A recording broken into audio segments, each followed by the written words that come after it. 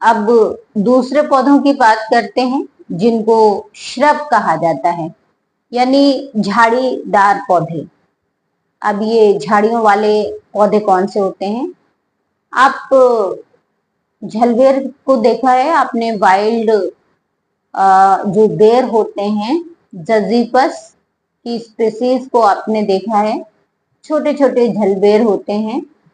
या फिर आप रोज ले लीजिए, रोज या गुड़हल या फिर कनेर। ये ऐसे प्लांट हैं जो सॉइल से कुछ सेंटीमीटर की ऊंचाई तक बढ़ते हैं।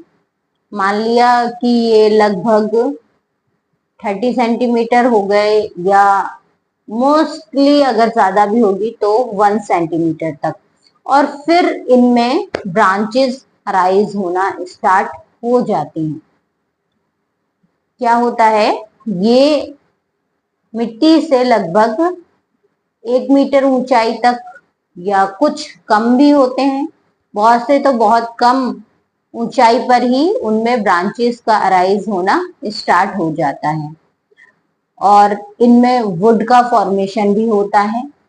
और जब इनमें ब्रांचेस अराइज होती हैं तो ये जो ब्रांचेस निकलती हैं इन पौधों में, झाड़ियों वालों में, तो बहुत ज्यादा निकलती हैं, जिससे जो प्लांट है वो कैसा होता है, झाड़ीदार दिखाई देता है।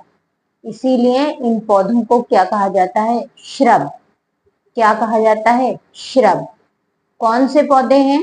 जैसे गुलाब, गुड़हल, कनेर, है ना, या झलबेर जो वाइल्ड जजीपस की स्पीशीज है, वो क्या है, एक झाड़ीदार यानी श्रब प्लांट है।